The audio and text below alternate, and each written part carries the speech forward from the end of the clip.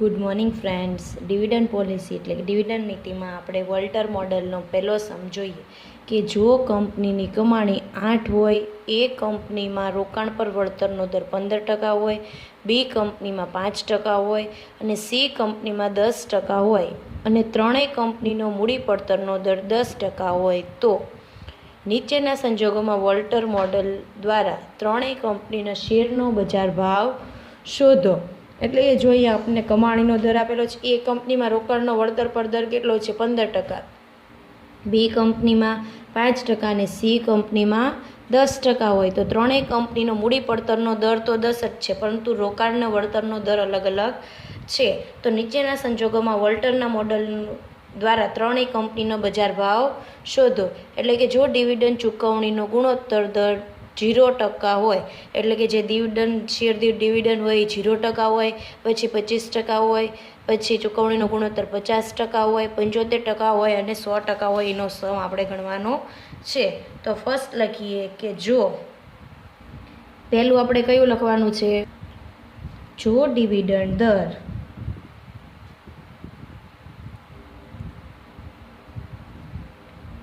કેટલો હોય? 0% હોય તો 0% હોય તો જો અહીંયા ડિવિડન્ડના ટકા આપેલા છે, શેર દીઠ ડિવિડન્ડ નથી આપ્યું, એટલે કે કમાણીના એટલા ટકા હોય તો આપણે લખી નાખીએ. ડિવિડન્ડ રૂપિયામાં જોઈએ આપણે તો ડિવિડન્ડ રૂપિયામાં કમાણી કેટલી આપેલી છે? શેર દીઠ 8 રૂપિયા આપેલી છે, એટલે કે 8 ગુણ્યા 0%, એટલે આન્સર કેટલો આવે? 0. ત્યાર પછી હવે આપણે જોઈએ કે કઈ કંપની. એ કંપની પહેલાં લઈએ. એ કંપની માટે બજાર ભાવ, તો સૂત્ર શું થાય? P0 એટલે બજાર ભાવ, ડી એટલે ડિવિડન્ડ, કાઉન્સમાં ઈ માઇનસ ડી એટલે કે અર્નિંગ પર શેર, એટલે કે શેર દીઠ કમાણી, ડી એટલે ડિવિડન્ડ, કે એટલે કે મૂડી પડતર, અને અહીંયા શું આવશે? આર છેદમાં કે. આર એટલે શું થાય? રોકાણ પર વળતરનો દર. તો પહેલાં રોકાણ પર વળતરનો દર કેટલો કીધો છે? 15%. તો આપણે લઈએ પહેલાં ડી કેટલો છે? 0. ત્યાર પછી અર્નિંગ પર શેર એટલે કે ઈ એટલે 8 રૂપિયા, તો કાઉન્સમાં 8 માઇનસ ડી એટલે 0. ત્યાર પછી આર કેટલો છે? રોકાણ પર વળતરનો દર પહેલાં કેટલો લેવાનો છે? 15%. તો અહીંયા લખીએ 15% છેદમાં કે કેટલો છે? ત્રણેયનો મૂડી પડતરનો દર કેટલો આપેલો છે? 10%, છેદમાં કે એટલે 10%. હવે 0 વત્તા 8માંથી 0 જાય તો 8. 15/10. 15 જો બંને ટકામાં છે એટલે આપણે ખાલી 15/10 કરવાનું રહે, કે 15/10 એટલે 1.5 અથવા 50/10%. હવે 1.5 ગુણ્યા 8 એટલે આન્સર મળે છે 12. 12/10%. હવે 12/10% એટલે આન્સર આવે છે 120. આ કઈ કંપની માટે મળ્યું? તો કે એ કંપની માટે. હવે જોઈએ બી કંપની માટે.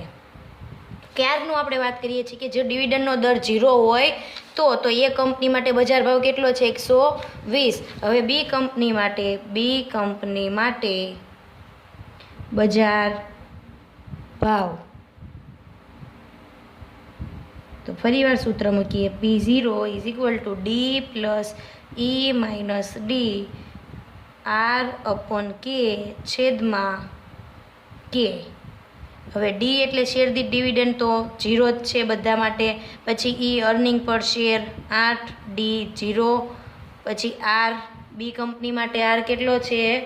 તો કે જો બી કંપનીમાં રોકાણ પર વળતરનો દર કેટલો છે? 5%, એટલે કે 5, કે 10, 5%, અહીંયા 10%, છેદમાં કે એટલે કે 10%.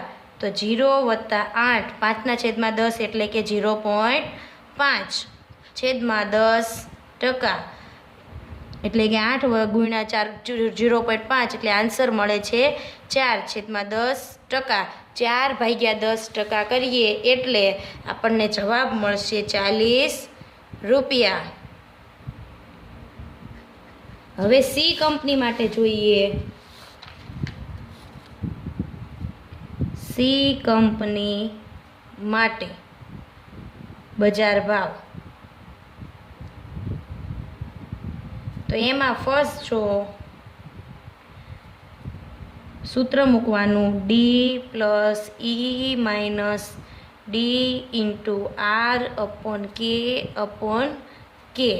ડી એટલે કે ડિવિડન્ડ દર 0 છે. ત્યાર પછી ઈ અર્નિંગ પર શેર બધામાં સરખો રહેશે 8. ડી એટલે કે 0. ત્યાર પછી આર, જો સી કંપનીમાં કેટલો કીધો છે રોકાણ પર વળતરનો દર 10%, તો 10%/10%. એટલે અને છેદમાં અહીંયા 10%, એટલે કે 0. 8માંથી 0 જાય તો 8. 10%/10% એટલે કે ઉડી જાય કૌંસમાં 1 અને 10%, એટલે કે 8/10%, એટલે કેટલા આવશે 80 રૂપિયા. રૂપિયા. હવે જો સૂત્ર પ્રમાણે જ આખા સમમાં આપણે કરવાનું છે. પહેલું ચૂકવણું કર્યું કે ડિવિડન્ડનો ગુણોત્તર 0%. હવે લખીએ જો બીજો ઓપ્શન ડિવિડન્ડ ચૂકવણી 25% હોય તો પહેલાં ડિવિડન્ડ રૂપિયામાં શોધવું પડે. તો કે ડિવિડન્ડ રૂપિયામાં 8ના 25%, તો 8 ગુણ્યા 25%. હવે 8 ગુણ્યા 25% કરીએ. 8 ગુણ્યા 25% એટલે કે 2 રૂપિયા.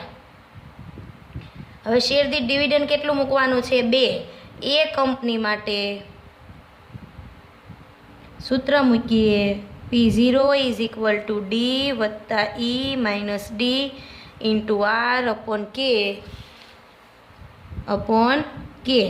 ડી શેર દીઠ ડિવિડન્ડ હવે કેટલું મૂકવાનું છે 2. ઈ કેટલો છે 8 - 2.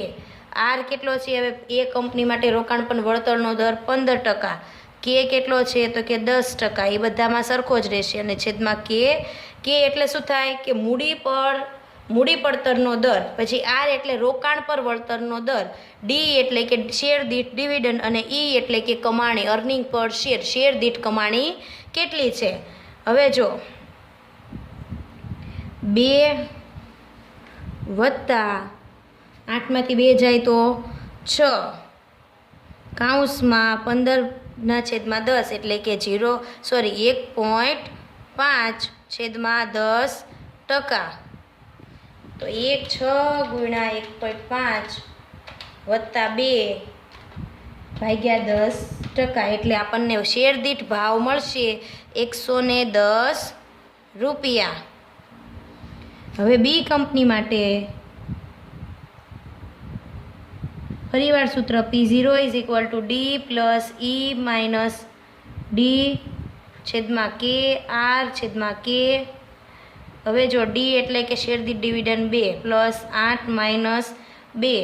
આર કેટલો છે બી કંપની માટે રોકાણ પર વળતરનો દર તો કે 5%, તો 5/10%. તો હવે જો 2 + 6 કૌંસમાં 5/10 એટલે કે 0.5/10%. તો 6 ગુણ્યા 0.5 વત્તા 2/10%, એટલે આન્સર આવશે 50 રૂપિયા. હવે સી કંપની માટે P0 D + E - D R/K / K. Dividend એટલે કે 2 8 - 2. આર કેટલો છે સી કંપની માટે રોકાણ પર વળતરનો દર તો કે 10%, તો કે 10/10 અને છેદમાં 10%, એટલે કે 2 વત્તા 6 કૌંસમાં 1/10%. 6 ને 2 8 8/10% એટલે આપણને આન્સર મળશે 80 રૂપિયા. આવી રીતના હવે ફરી વાર જો 3 કંપનીનું પૂરું થયું, હવે ત્રીજો ઓપ્શન છે જો ડિવિડન્ડની ચૂકવણી 50% હોય તો ડિવિડન્ડ ચૂકવણી 50% હોય તો આપણે ડિવિડન્ડ રૂપિયામાં ગોતીએ. ડિવિડન્ડ રૂપિયામાં કેટલું થાય? કમાણીના 50% કરવાના, 8/50% એટલે કે 4 રૂપિયા. હવે આપણે ફરી વાર જેવી રીતના આપણે આગળ કર્યું એવી જ રીતના એ કંપની માટે, બી કંપની માટે, સી કંપની માટે. તો એ કંપની માટે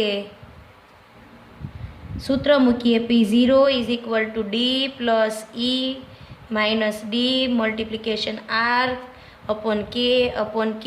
ડી એટલે શું થાય? હવે શેર દીઠ ડિવિડન્ડ કેટલું લેવાનું છે? 4. E - D એટલે કે 8 - 4. શેર દીઠ કમાણી એની જ રહેશે કંપનીની, એટલે કે 8 - 4.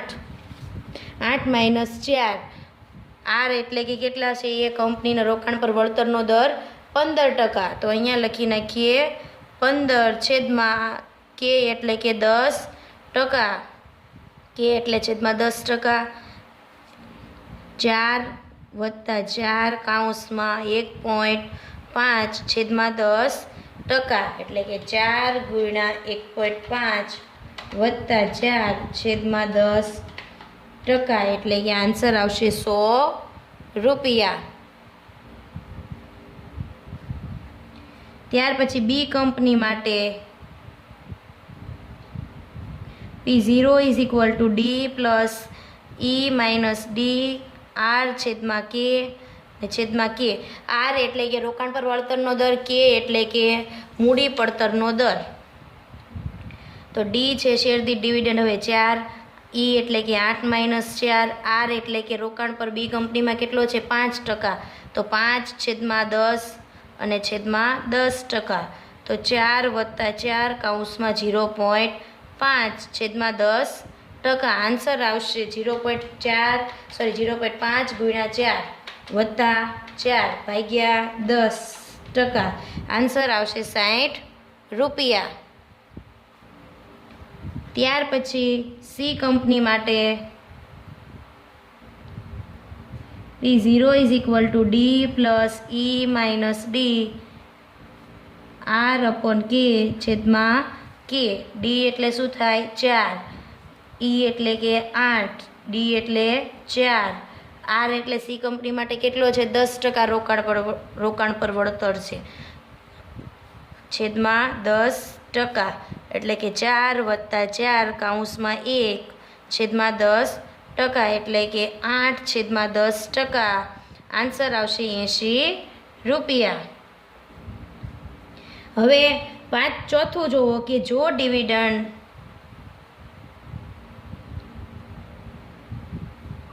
ડિવિડન્ડની ચૂકવણીનો ગુણોત્તર 75% હોય તો આપણે ડિવિડન્ડ રૂપિયામાં પહેલાં ગોતવાનું છે. ડિવિડન્ડ રૂપિયામાં એટલે કે 8 × જો આપણને બધા સમમાં એવી રીતના પર્સન્ટેજમાં ન આપેલું હોય, બધામાં રૂપિયામાં જ આપેલું હોય, અમુક સમ હોય તો પર્સન્ટેજમાં હોય, તો કમાણીના આપણે ટકા લેવાના છે, એટલે કે 6 રૂપિયા. હવે ડિવિડન્ડ 6 રૂપિયા લેવાનું, જેવી રીતના આપણે અહીંયા ABC કંપનીમાં કર્યું એવી જ રીતના એ કંપની માટે સૂત્ર મૂકવાનું. P0 = D + E - D R/K/K. D એટલે કેટલા હવે મૂકવાના છે? 6. 8 - 2. આર એટલે કે પહેલી એ કંપનીમાં રોકાણ પર વળતરનો દર કેટલો છે? 15 છેદમાં 10 છેદમાં 10%. એટલે કે 6 + 6 કૌંસમાં 1.5 છેદમાં 10%. હવે 1.5 × 6 + 6/10% એટલે કે 150 રૂપિયા.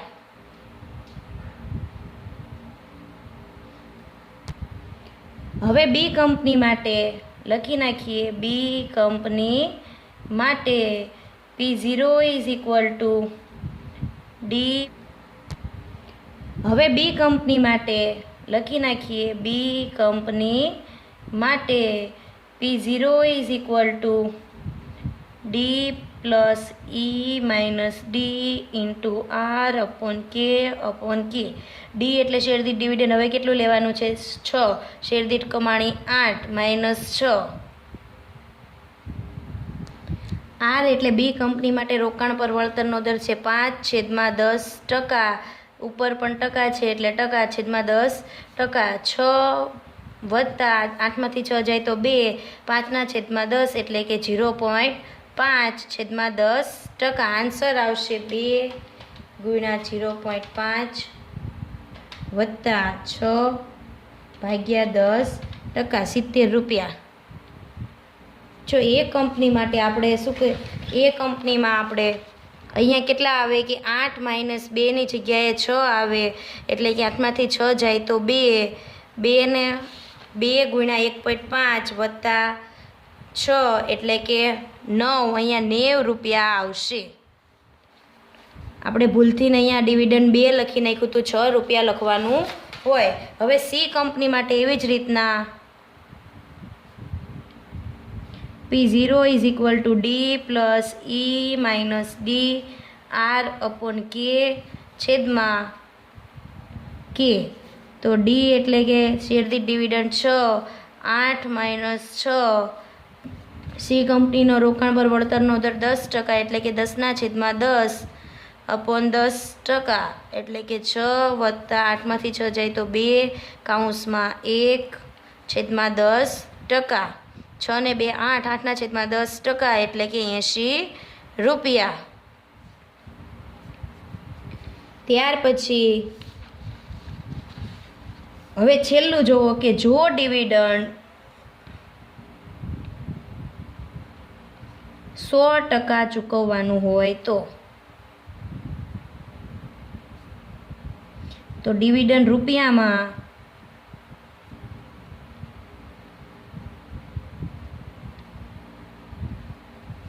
એટલે 8 ગુણ્યા 100% એટલે કે 8 રૂપિયા આવશે. હવે એ કંપની માટે જેવી રીતના આગળ કરીએ છીએ એમ જ તે કંપની માટે P0 is equal to D plus E minus D R upon K છેદમાં કે. તો હવે ડી કેટલો લેવાનો છે? 8 રૂપિયા વત્તા ઈ એટલે કે શેર દીઠ કમાણી 8 રૂપિયા છે અને ડિવિડન્ડ પણ 8 રૂપિયા. આર કેટલો છે એ કંપની માટે? તો કે રોકાણ પર વળતરનો દર 15%. 15/10/10%. 8 વત્તા 8માંથી 8 જાય એટલે 0. 15/10 એટલે કે 1.5/10%. એટલે આન્સર જો આ 0નો ગુણાકાર 1.5 સાથે કરીએ એટલે 0 જ આવે. 8/10% એટલે કે 80 રૂપિયા. ત્યાર પછી બી કંપની